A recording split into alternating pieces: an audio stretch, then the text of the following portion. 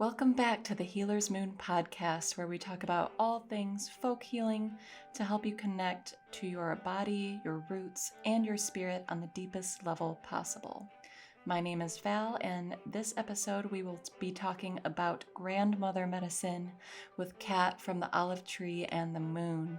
And Kat has such a deep relationship to the land, to the plants, and to her roots. And so she has so many wonderful advice and inspirational stories and tips to help live a more simple and connected life. So without further ado, let's get into it. And of course, nothing that we talk about in this episode is intended to diagnose, treat, cure, or prevent any disease. And without further ado, let's talk to Kat.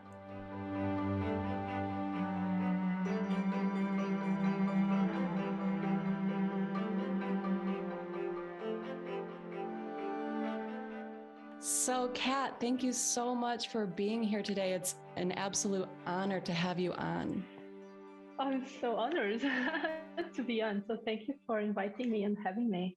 Yeah, you are so welcome. So I want to just start off by kind of talking about where you live. You're in Western Iberia. So for anybody who's listening who isn't familiar with that area, can you kind of explain where that is and just describe the land that you live on? Of course. Yes. Well, Western Iberia is technically Portugal. I just prefer naming countries and places by their geographical characteristics. As far as the theme of grandmother medicine goes, I was wondering if you had any particular skills that you learned from your grandmother or that were passed down to you.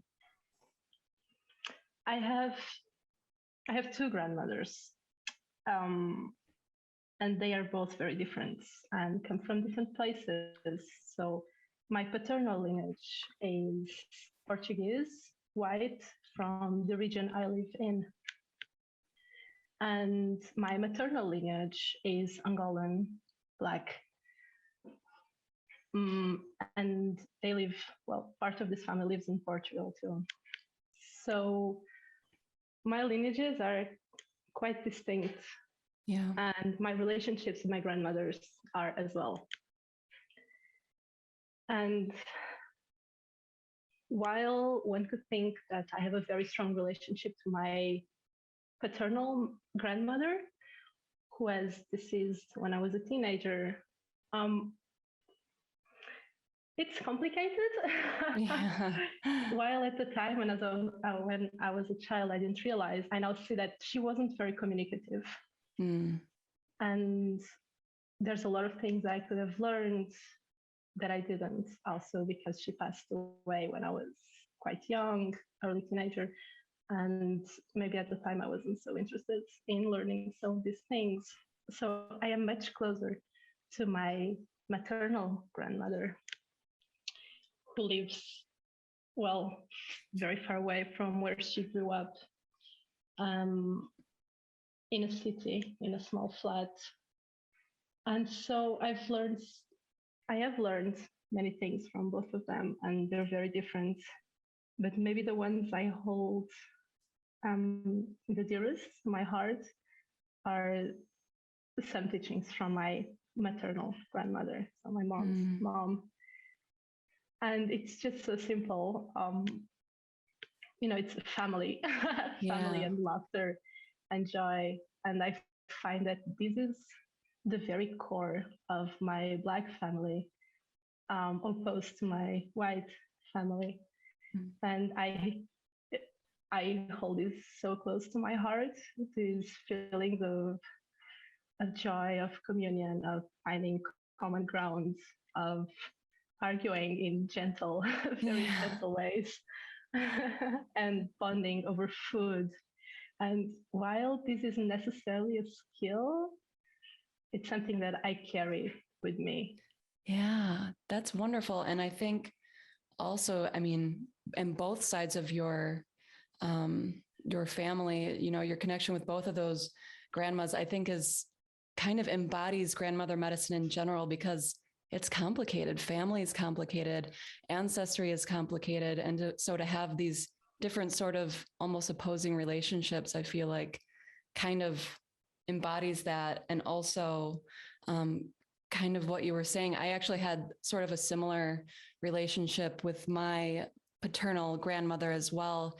She died when I was a teenager as well. And she was the exact same way. She was not very communicative. She was from Poland. So from a very, very poor family, like they didn't really have shoes. They didn't have anything growing up. And so I think a part of it too, from at least that generation maybe is, you know, like not being communicative, sort of keeping to yourself is part of survival too. Like it's the only way sometimes you can survive is to sort of stay within yourself. And so obviously that wasn't something that I understood or could connect to, especially at that age. And it wasn't until I sort of grew up a little bit more where I realized that, you know, that's how she was. And, you know, I'm sure she cared for me in a certain way, but it just wasn't something that I could relate to. And like you, I wish there was more things I could have learned from her. You know, we take experiences for what we have. And it's a beautiful thing that you have your maternal grandmother too, to still connect with over food. And I feel like food is a big grandmother medicine too. Like that's just,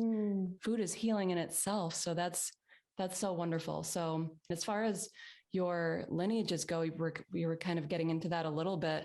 What is your connection, you know, beyond your immediate grandparents, but just with your sort of contrasting ancestral lineages? Have you kind of dived into either one of those deeply or have been curious about those at all? Yes. So I do feel that I am much closer to my paternal lineage. So my Portuguese family and culture in this way, because I grew up here and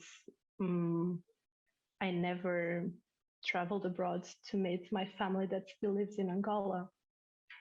Yeah. So my relation to the culture of my grandparents and my great grandparents over there is all based on stories, on food, on music, and nothing that I've really lived. And that's, I feel the lack, you know, and I would love to dive deeper one day and go there and see what's there for me to find out and to experience.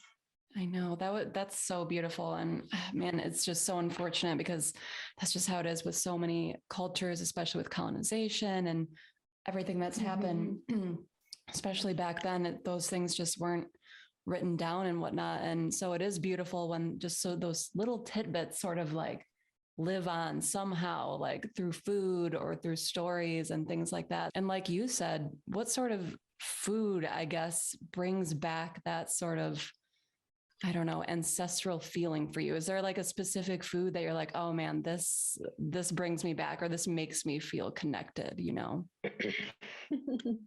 Yes. So my obvious answer for this is going to be like Angolan food with palm oil, which I know is not the most sustainable crop. And I'm so very sorry for that. I don't know, I guess that obviously traditionally sustainable farming practices were in place, which doesn't happen nowadays. And yet every time my grandmother cooks her beans in palm oil, I just melt like all over the place. It's really it's so good. And then there's this fish soup that's called muzongue, and you eat it with cooked cassava. And my grandmother does that, and it's so good. And it's a type of food that I never eat anywhere else. I only eat it when I'm with them. And she's given me the recipe, and I never do it. And it's so sad that I never cook this, but you know, it's her thing, it's her dish. And if I'm going to try and recreate it, well, I can imagine her looking over my shoulder like, what are you doing? What is this mess? Have I not taught you anything? So I leave it for her. And when I'm with her, she knows that those are the foods I love, and she makes them Yeah, that's great. That's so funny too, because I feel like that's also like a big grandmother sort of, I don't know, medicine sort of thing, to just that protectiveness, not just over like Yes. your people, but you know, the culture, the food, the stories. Like I love that so much. And you can just tell like when you talk about that too, about how much joy that brings you just to enjoy that food that she makes. And one of my favorite things that you've ever sort of written or said, or at least that stuck with me over, you know, since you've written it, was that you like to collect non-material gifts from people.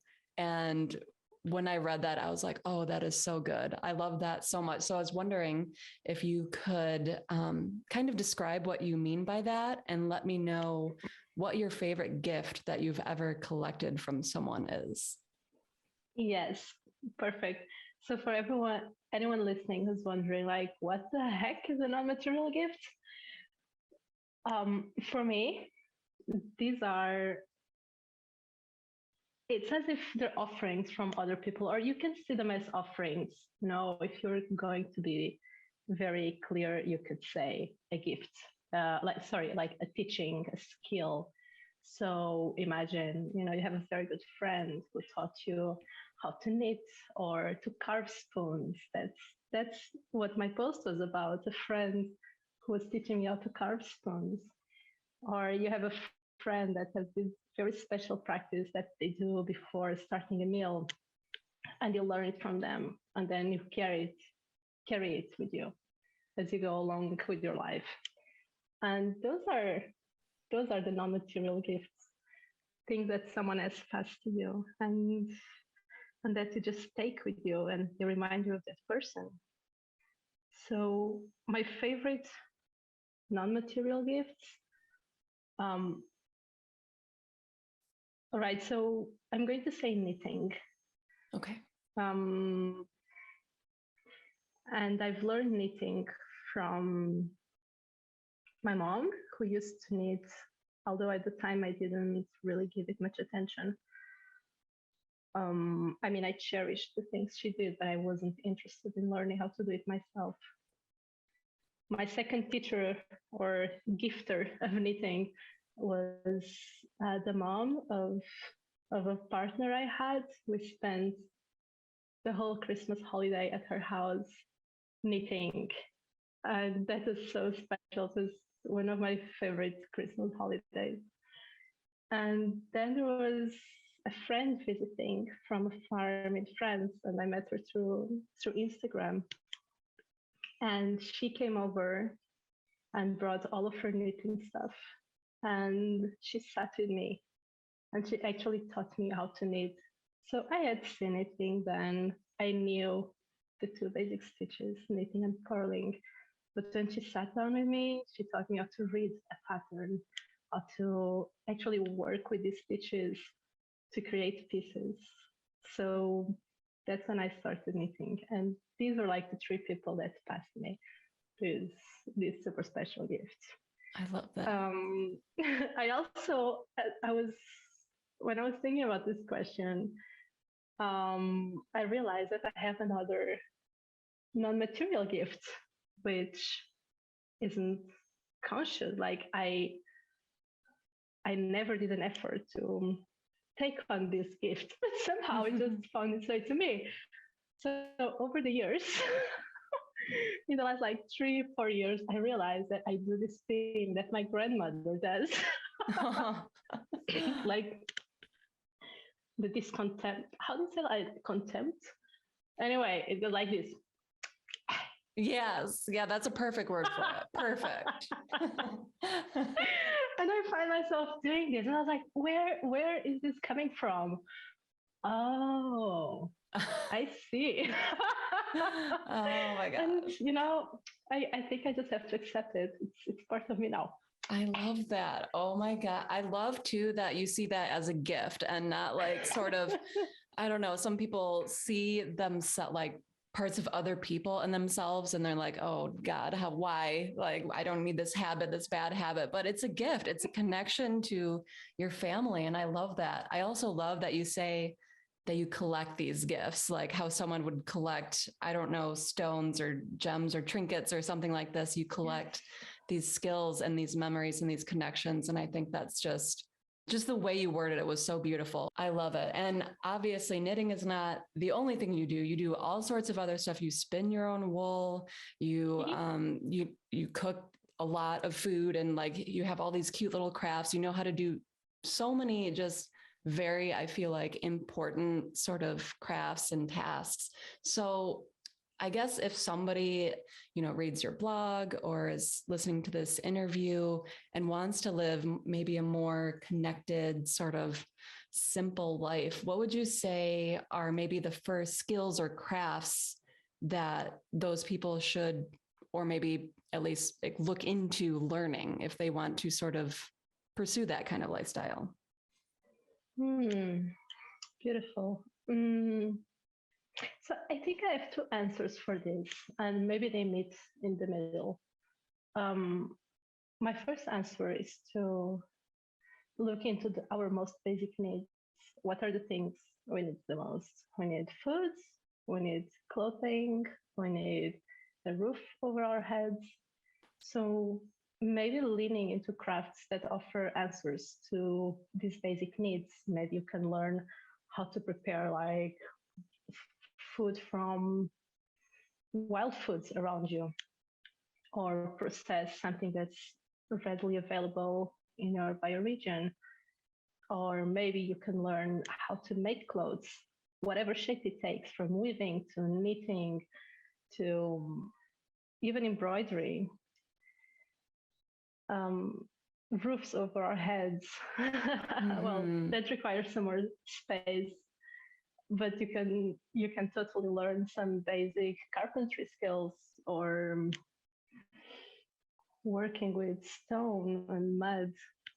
I love that too. And I tell people this all the time who want to learn herbalism, because it's very overwhelming. And I think just going back to those crafts can be overwhelming too. And what I always say is literally start with what's around you. Just find the plants that are near you, learn their names, learn how to use them. And same thing goes with, what sort of crafts are available to you, what sort of materials are available. Like down in the Southwest region, all the buildings are made out of adobe and clay and dirt because that's what they have there. So learn how to work with that. If you're in the North area here, I mean, there's just so many trees. Trees are and water are the most abundant resources here. How can you work with those? And so I think it's beautiful, like what you said, just work with what's around you. And I think a big thing too is it sounds like you have a really good just community around you. And I think it's so important to also lean on others to sort of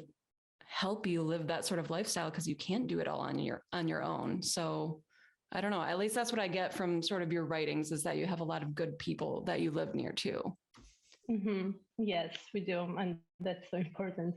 Community, and community not only with people, of course, as you know, other than human kin, but it's such a core of our living, like as human beings. And that was part of why we moved here. To it's funny because when we moved to the countryside, we were I think we were chasing this like self-sufficient dream. Mm-hmm. Yeah, the dream, which is unrealistic. And living around people that all have a different skill, craft, specialty, it kind of shifted our view. Like maybe self-sufficiency isn't attainable or desirable. Like no one is an island. Maybe community sufficiency. You don't need to make everything for yourself, and trading and barter trading is like a big part of what sustains the community. And I also want to be very clear, like a community does not need to be like a formal community, in that sense of like a closed space where everyone shares land and houses and everything. Like a community is a building, a flat, a neighborhood, a group of people that gather around a common topic and interest. Everything can be a community, and communities can be found everywhere. I love that. Oh my gosh. This is one of my, I just love to talk about this all the time because I feel like self-sufficiency, it's such like a trendy topic right now. Like everybody's wants to learn how to be self-sufficient, and it's not realistic. You know, when you put all this pressure on yourself to do everything, to be everything, like you said, it's physically unattainable. People didn't do that back in the day. People lived in communities. Exactly. I look at my grandparents, for example, who grew up in these hills, my paternal family. They had their goats, they had their linen, they had their vegetables, their olive trees for olive oil, but they also needed to buy bread that maybe was made by someone else, took the grains to be milled to the mill by the stream, and they probably traded a lot, and they didn't do everything, and they didn't have to do everything because there was the village, the community, this support network around them. We are social beings. We need to be surrounded by people, and everyone has their gifts. And yeah. Yes, exactly. And I think that's so important too, because not everybody's wants to do everything or is good at everything. Like carpentry skills, me and my husband, absolutely not. We are just not good at it. We've tried it. We have a friend now in town who is amazing at it, and we're willing to work with him. And it's just so much easier too. Like once you let that burden go to having to do everything, life is just is so much more enjoyable. And at least I don't think I realized that until we moved out here where we are, because we're surrounded by a very large Amish community. And so just seeing how they operate and how, one family does maple syrup and another family does cattle, they ranch cattle or grow wheat and things like that. And seeing how they operate was like, it's an eye opener, because that's how you sustain like an actual community for a long amount of time. And especially now, at least on Turtle Island, we're having so many supply shortages and whatnot. So it's, I think it's more important now than ever to figure out how to be sort of a community where you are and try to rely on people and I don't know if this is true where you are, but I think there's a big sense of nowadays everybody's out to get me or something like that. There's a lot of sort of that not being able to trust people. And I think it's so sad because we need people. Yeah. We need to be able to trust people. And that kind of breaks my heart that people don't think that they can rely on each other, One thing that you mentioned was, or that at least I know about you, is that you and your partner have built your own home, which is absolutely amazing. So I was wondering if you could sort of share in a nutshell what that process looked like for you, and also what part of your home are you most proud of? Because that is a big feat. Like that is very impressive. Our home. So when we arrived here, there was a small ruin on the land. It was 4 stone walls. There was no roof. There was no window. And it had been the house of the family that lived here before. There were 9 people, and it's a 4 by 6 square meter house, 4 by 6 meter house. Sorry, I don't know what that is on US measurements, but it's pretty small, for a family so big. So we already had something to start from. We didn't do everything from scratch. But we spent a year rebuilding that small division, which is now our bedroom. And it was lots of trial and error. Thankfully, not many errors. And again, it was also a work of community. because we didn't know how to do everything, and we couldn't afford to pay a builder to do it for us. So we did it, and we did it with friends. I still remember after we raised the walls to put a new roof on. I remember waking up at like 7 in the morning, and there was at least 4 different neighbors coming on their bikes to help put the big chestnut beam on top of the walls to start building the roof. And I remember feeling so warm and fuzzy that morning, like, shit, we're not alone. You know, everyone is contributing with something. So we had one of our bestest friends coming over to help us do the stone walls, as we had to build them up and open a window, which was super scary to take out the stones to put a window on the wall. I was so afraid that something would collapse. But no, these buildings, they're made to last.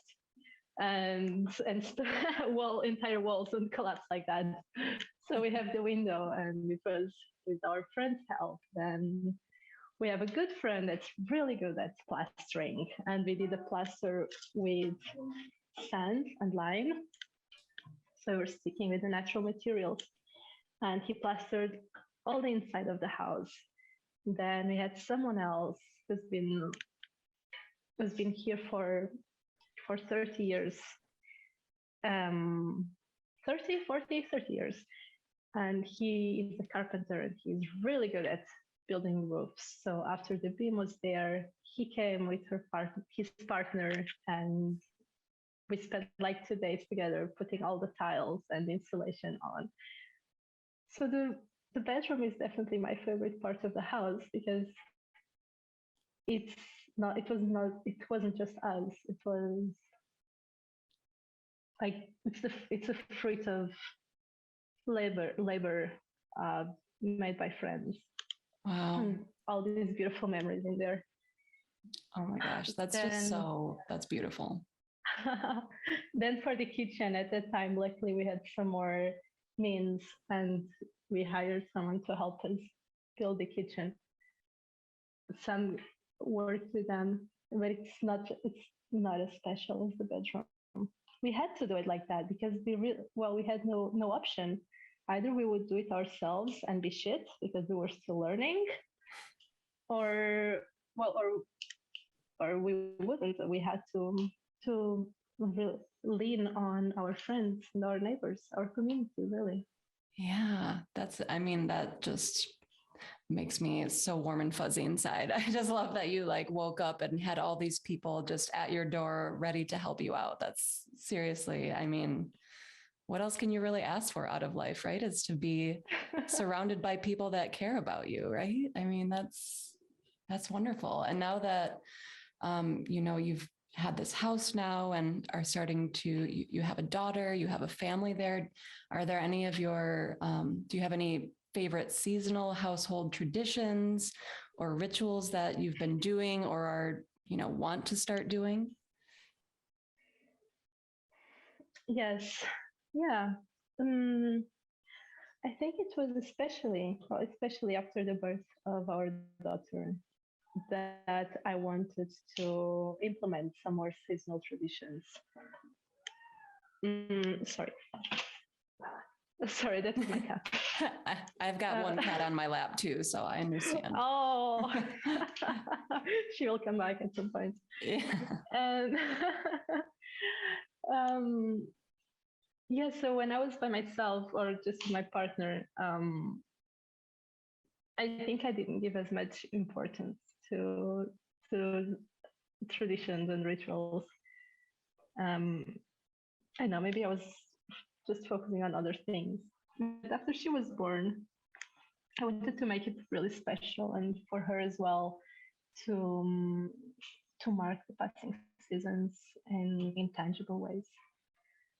And we have this tradition, which is probably my favorite seasonal tradition, and it's it's a folk practice here in Western Iberia. It's in May. It always falls on May, and it has roots in in pagan rituals, but after being co-opted by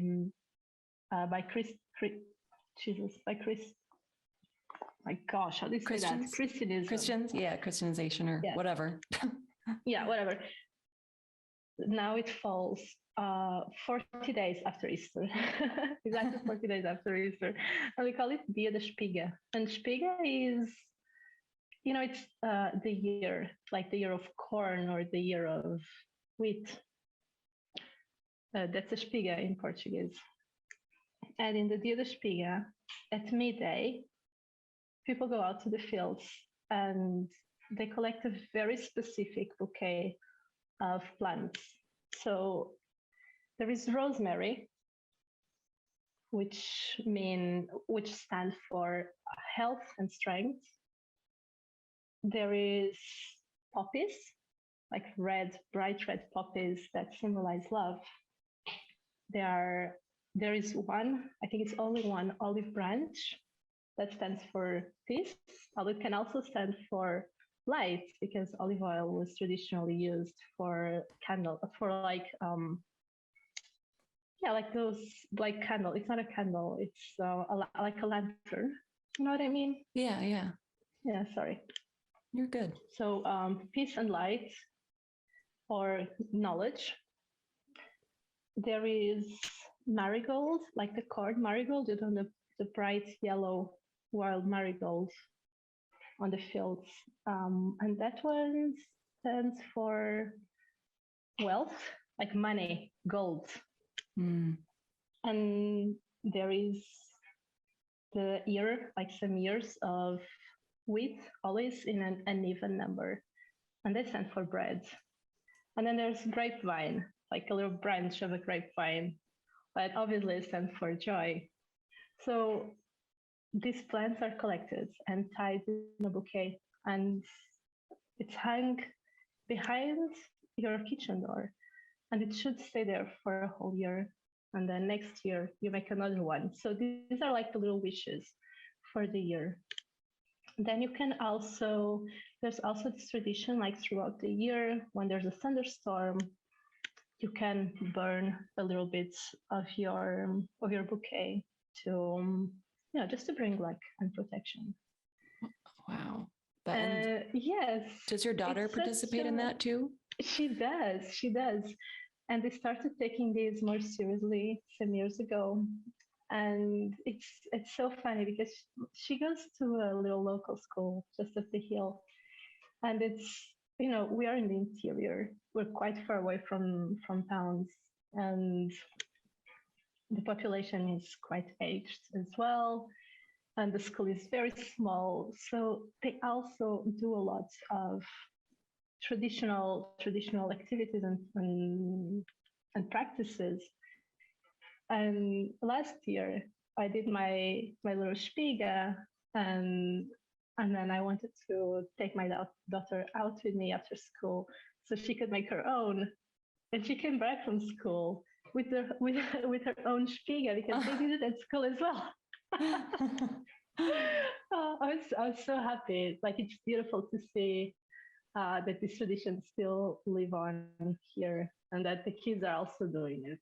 Yeah, that's so cool. And just out of curiosity, does like rosemary and marigold, I know olive grows natively around there, but do you just have rosemary and marigold growing wild around you, or is that something that you cultivate in gardens? I know there are wild types of rosemary. I've personally never encountered them. I think a friend of mine has. I haven't been that lucky. So that grows in my garden. And then the corn marigolds, they grow wild. Yeah, they're quite small, yellow.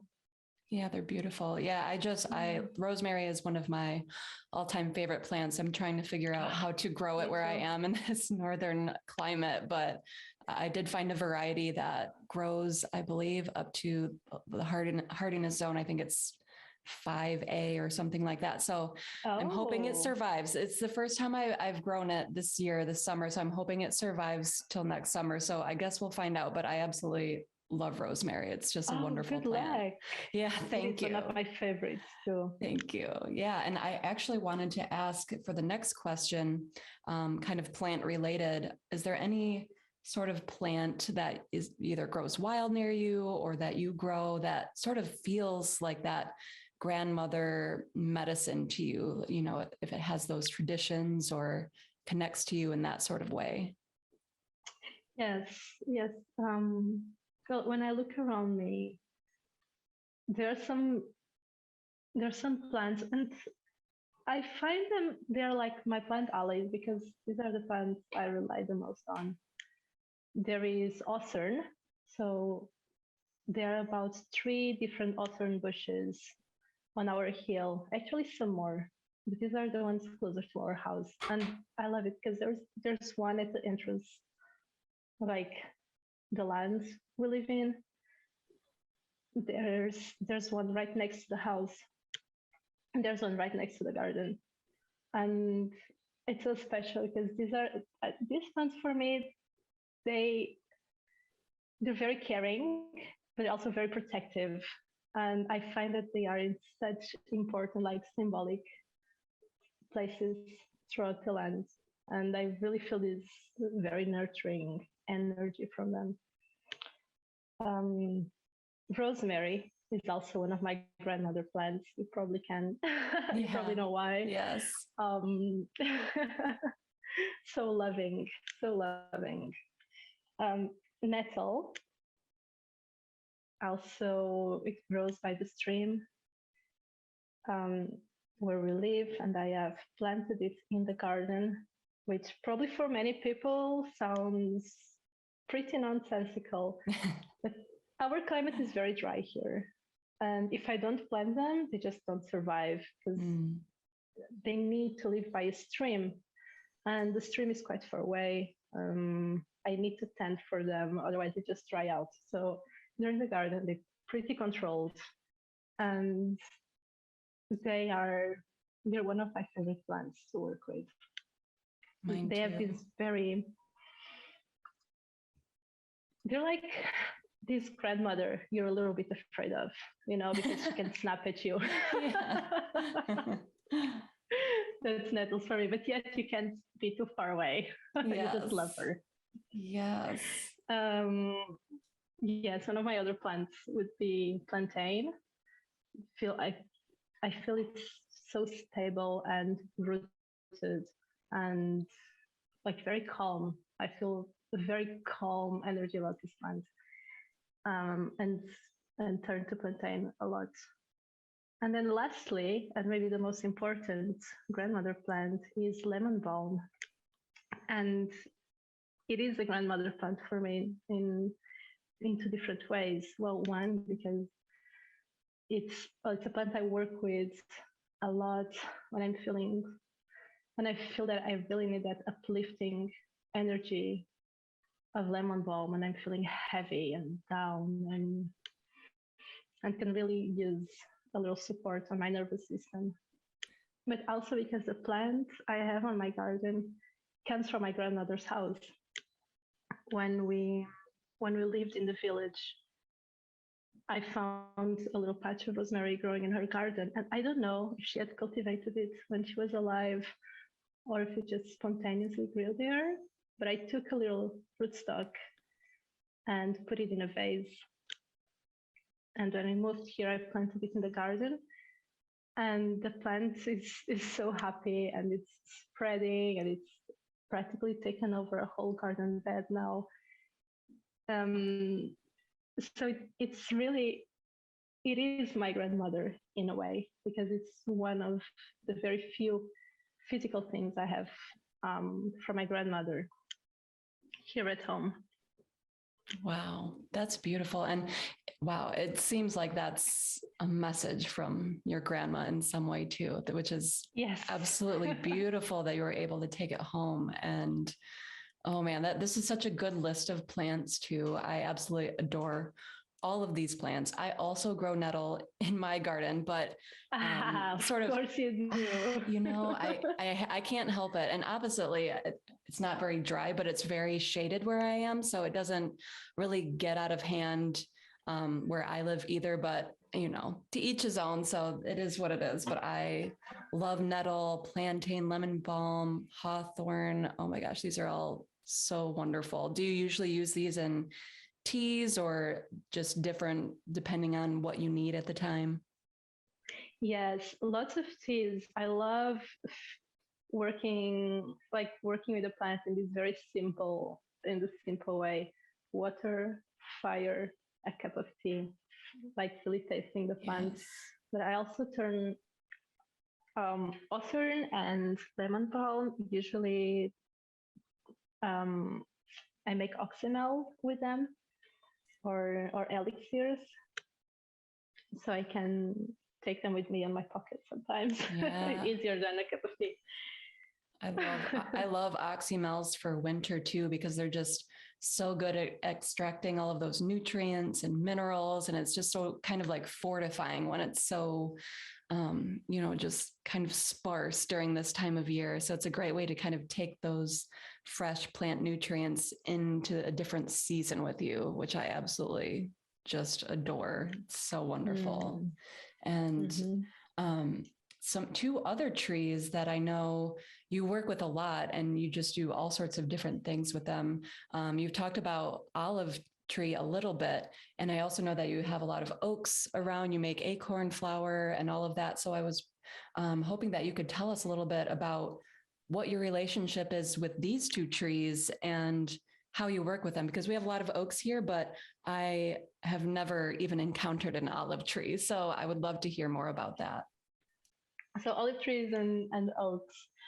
Olive trees are probably one of the most common tree here in the region.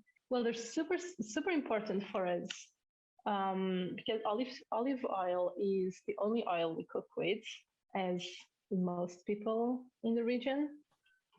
They are also the only oil I use when medicine making for infused oils that turn into salves. I only use olive oil. And they're a staple, like in olives, like they are a staple in every meal, not just for us, but for many, many people here in Western Iberia. They're one of our traditional foods.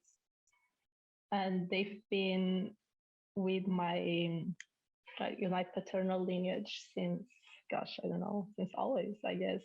Yeah. And it's still one food that, so olives are not technically wild. I know there's a wild ancestor and we have found it. There's one like on our hill, but the olives are quite small. So most olives are cultivated. And there are so many varieties. There are large ones, small ones, long ones, black ones, purple ones, green ones. I think we do have 5 or 6 different varieties of olives here on the hill. And we collect them every year for curing, like for pickling in brine. Mm-hmm. We used to harvest them for olive oil where we lived before because there were so many more trees. We don't have enough to justify going to the press for oil here where we are. So we only do it for preserving. Although, for example, lots of our friends, they don't have enough. So they pick together with other people. And just again, another example of community and how we can get together.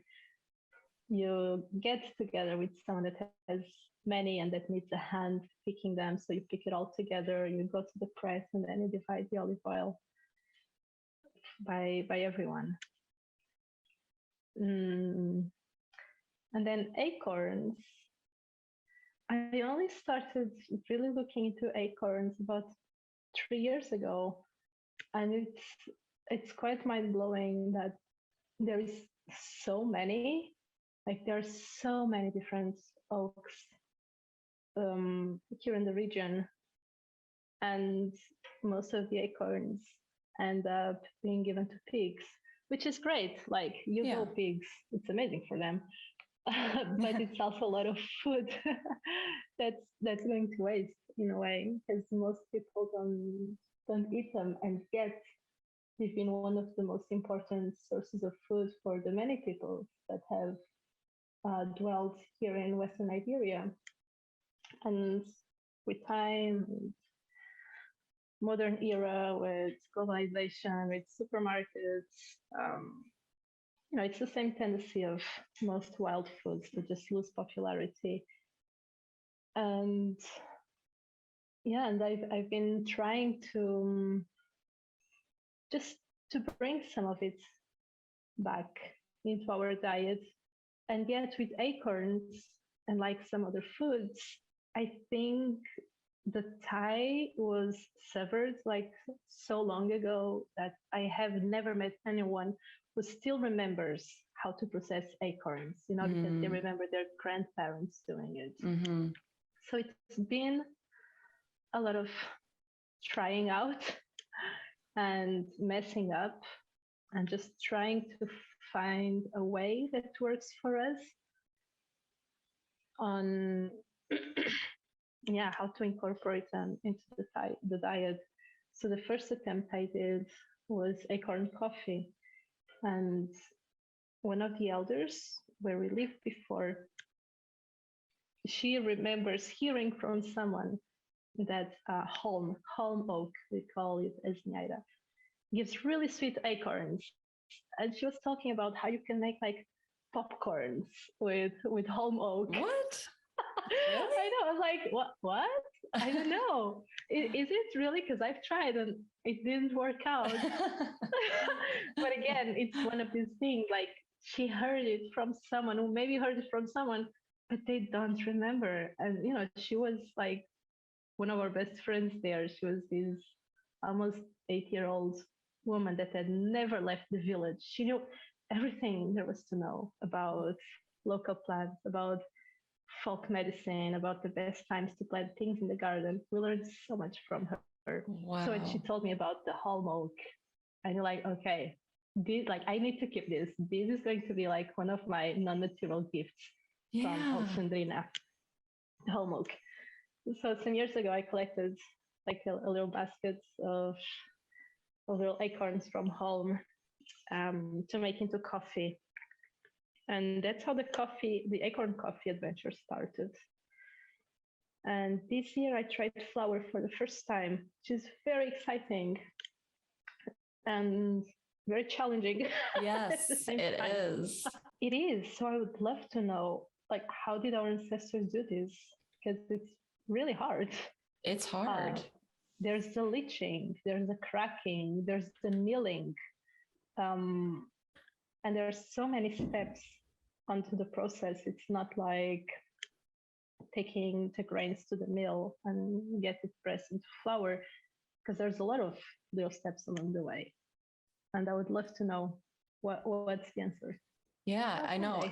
I'm still experimenting too. I have no answers for that because I, like you, I kind of got interested in working with oak and acorns and whatnot from just sort of experimenting. I actually first noticed because I found that my dog likes to eat acorns, and it was so strange. I was like, he's eating these acorns. We have a giant white oak tree that grows right outside of our door. And this oak tree is very special. I feel like it has its own sort of like spirit about it, because every fall when it drops the acorns, they drop onto our roof, and it's like, she's like tapping on our roof, and she just seems like, it's so weird. And all like the squirrels just congregate around her like every fall during that time too, right before winter. And so it feels like she just has this spirit about her. So I only collect acorns from her whenever she drops them. And so when I saw my dog starting to eat these acorns, I was like, well, maybe there's something to this. Can I actually use acorns? Because I had never heard of anybody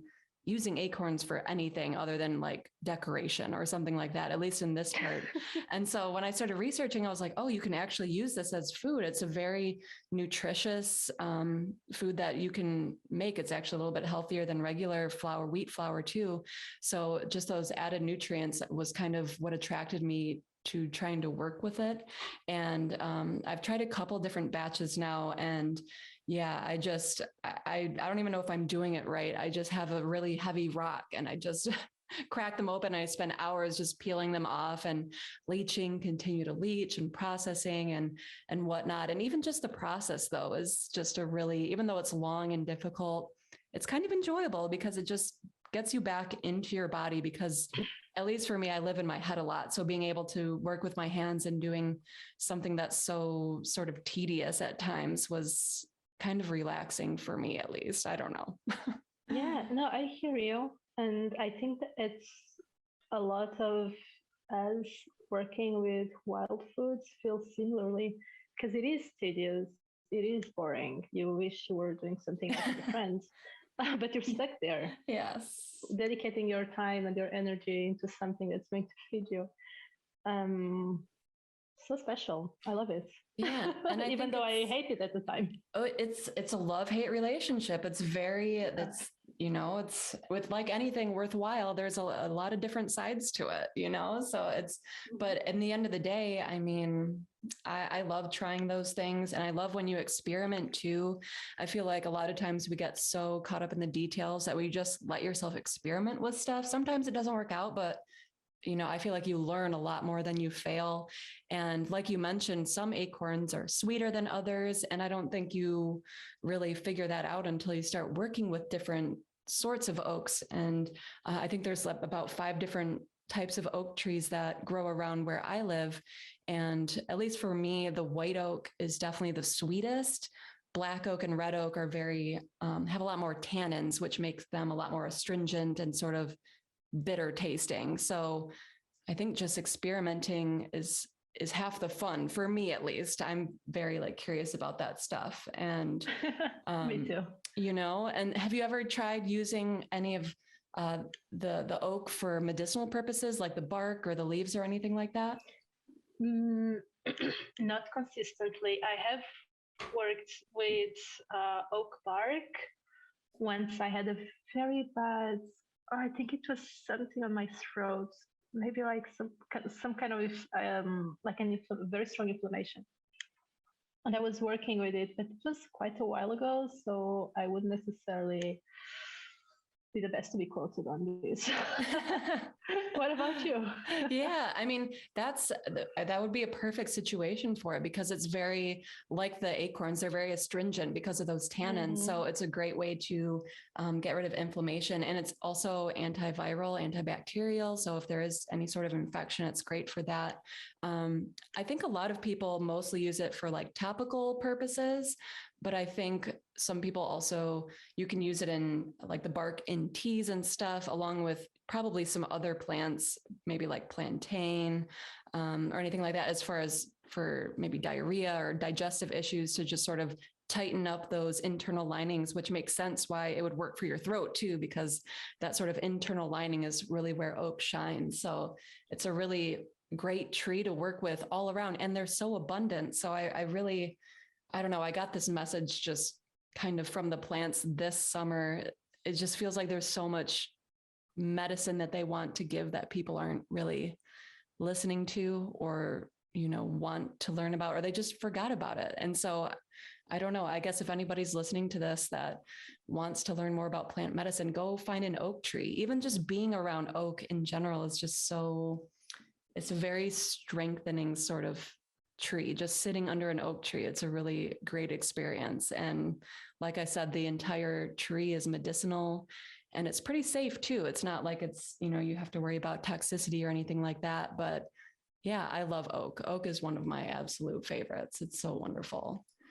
And yep, I second Val. Y'all go look for an oak tree. Go look for the oak trees. I'm telling you, acorns, bark, leaves, it's all good. It's all good stuff. You can make a poultice out of the leaves too, kind of like you would with plantain or comfrey. It's a good wound healer if you're working with the leaves and whatnot. So yeah, and just I always encourage people to taste it, chew a little bit off the edge of a twig, just so you can taste the tree from its rawest form, because that's when you can figure out the different tastes of oak, which oak is more bitter, which one is more astringent. And once you actually taste the tree itself, you can kind of get just an essence for the spirit of the tree. So yeah, oaks are great.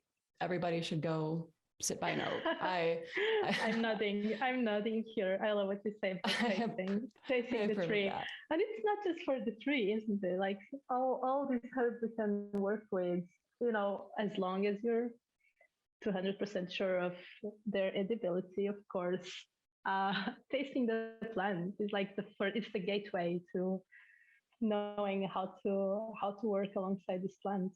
Yes, exactly. And that was one of my first herbal teachers, kind of opened me up to that idea, because I think, at least in Western herbalism, it's a lot more based on textbooks and, reading and Googling things and stuff like that, instead of the actual experience, like getting to know the plant on that very just face-to-face sort of relationship sort of way. And so, yeah, like you said, it's a gateway. It opens a whole other world of learning about plants and connecting to plants. So I am all for that. And kind of switching gears a little bit, I don't want to get off on too much of a tangent, but as far as your daughter goes, because we're kind of talking about this sort of maternal lineage sort of journey that we're on, and is she sort of into the plant world at all, do you think? Or is she still kind of just doing her own thing? She is like into the plants, and I don't want to force anything, and I want her to do things in her own rhythm, but she knows some things about the plants. And it's so fun to see that at 6, she just turned 6 last week. At 6 years old, she knows more plants, like the names of the plants, than I did at 20. Wow. And that's so fascinating for me. She learns in her own way, at her own pace. I remember this day. Oh, it was beautiful. We went out for nettles, and so we were walking together to the stream. She was probably 3 at the time, and there was this beautiful plantain, so the ripwort plantain, growing under an oak tree. Under an oak tree. There you go. And it just seemed so much bigger and brighter than all the other plantains. And well, you definitely know that's sometimes how the plants speak to you. They just, like, they're calling you. You feel so attracted. You can't help it. You need to get closer. Yes. And I picked a leaf and put it in my pocket. I didn't know why. I was like, why am I picking a single leaf? It's not like I'm going to do any preparation with it. I just put it in my pocket, and I kept on going. And we went to the stream, and we arrived there. And I never wear gloves when I'm picking nettles. And so I was just picking them and putting in my basket. And my daughter goes next to me, and she starts doing the same. And then she cries. And I realize, she just got stung. Yeah. And like, what do I do? And then I remember I have this plantain leaf in my pocket.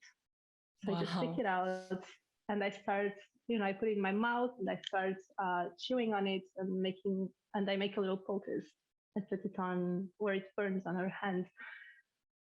And she's like, it really helped her. And to this day, she still remembers, like, plantain is great when your skin is like in stress.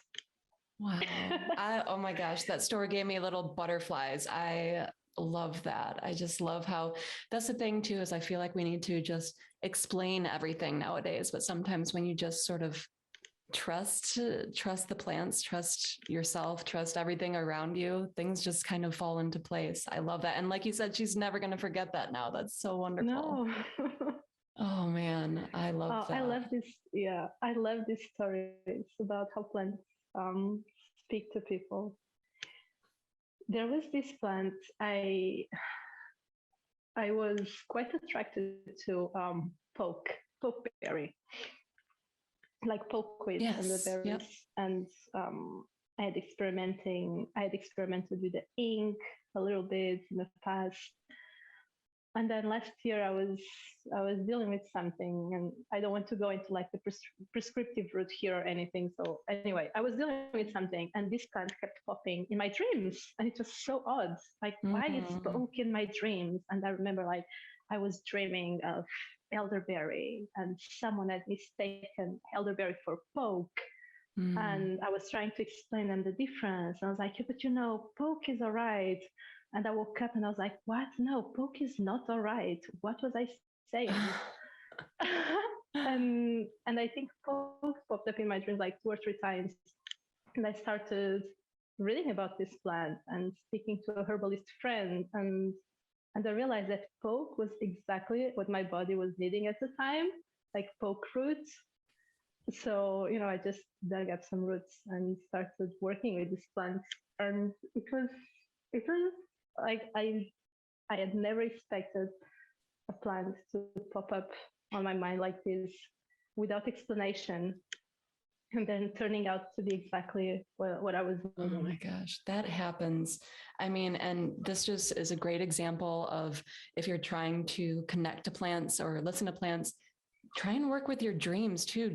I've had plants come to me in dreams that don't make any sense like that. But then when you trust the plant, like it's exactly the medicine that you need. And I love poke too, because I've heard a lot of people say this about poke, which is weird because, you know, it's kind of maybe not demonized, but they just say that you shouldn't work with it because it's toxic. But at the same time, I mean, look what it did for you. And how did you work with it, if you don't mind me asking? Sure, I tinctured it. Tincturing it, did you? I mean, and also everybody should do their own research before, you know, taking any plant. But like dosage wise, did you take it on like a daily basis or a couple times a day, anything like that? Yeah, I was taking on a daily basis, like once a day for short periods of time. Like I think I was doing like a very specific amount of drops per day. Wow. Yes, for a while, and then I stopped, and then like a month later or 2 months later, I would do it again and stop it again. And like, and you know, it really supported my body in the ways it was needing.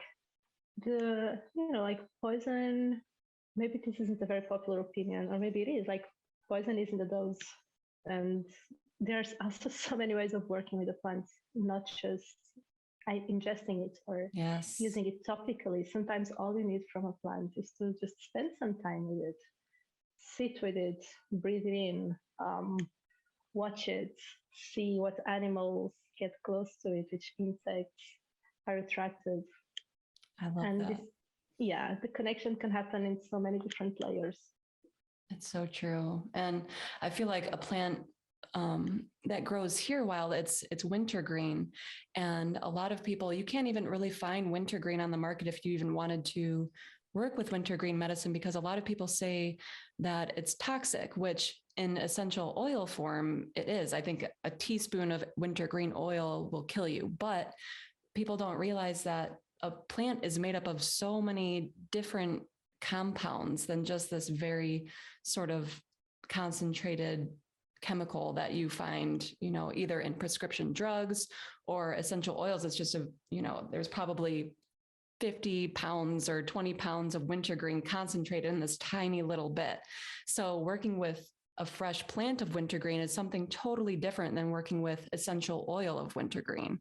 And so just because the essential oil is toxic to ingest doesn't mean working with the plant itself is a toxic experience, which is, it's just really sad when, you know, that stops people from working with a plant. So I think there's just a lot of miscommunications, misunderstandings when it comes to those sort of plants. Yes, but I'm not familiar with any wintergreen, but what you say about essential oils, I think for many people, essential oils are an easy way into working with herbs, but like nothing that's working with the plant itself. And I have I have concerns around essential oils. I personally don't use essential oils for many reasons, and that's one of them. Like everything is so concentrated. Mm-hmm. I agree, and it's not. I don't know when essential oils began to, I don't know, come about, because if you read all sorts of different, handwritten accounts of folk remedies back in the day, you don't see essential oils. It seems like more of a recent sort of concoction. Of course, I don't really know, but it just seems like working with a plant, like you said, one-on-one, face to face, using water and fire, like you said, in a tea. I mean, those are the things that, I don't know, just seem the most healing. I'm the same way as you. I don't use essential oils. I'm sure some people have found, healing with them. So great for them. But personally, I just think that the plants themselves have so much more to offer, I guess. But that's just me, to each their own. The world, the journey into the plant world there's a lot of different gateways to it, but yeah, just be careful with the essential oils is, I guess, the moral of the story for that one. That's great. Awesome. Well, thank you so much, Kat. How about, just to finish this off, why don't you tell people where they can find you, how they can support you, and all those good things. Sure. Well, you can find me on Instagram under the olive trees and the moon. And I have a love-hate relationship with social media. Yeah, so same. You can also, you can find me on my blog, theolivetreesandthemoon.com. And actually, I like terrible at self-promotion, but I just wrote a book. What? I know. Oh, that's awesome. I'm bad at these things. I think it's like literally going to print this week. What? So, well, yeah. Okay. Well, tell us about that. Oh my goodness. It's the book is like organized by seasons, and it's a practical book, project based, with lots of recipes and craft projects throughout the seasons. It was really fun to write. Wow. And I hope it answers a little bit these questions of how can one connect with the place they live in, regardless of whether you live in a rural environment or in a urban environment. I'm really excited and really scared. No, that's awesome. I mean, and you already have such beautiful writing. And did you do any photography for it too? Or is it sort of like I worked with a photographer because I wanted it to be perfect. Yes. Oh, I'm so excited. Okay. I have so many books to buy now. I'm looking so forward to this. Seriously, people, go. What's it called? It's going to be called The Wild Craft. The Wild Craft. Okay. I'm writing it down right now so I don't forget. Okay. Yeah. All right, everybody, go check out that book because I'm sure it's going to be absolutely amazing. We'll have to, maybe we can work on something together and I can do like something in my newsletter or whatever, just to get the word out there, because that's great. I love it. Oh, thank you. April 2022. Yes, absolutely. Well, thank you so much, Kat. It has been an absolute pleasure. Oh, thank you so much. I loved it. Love it. Thank you so much for listening to this episode. Kat and I are so grateful. So until next time, my friends, take care.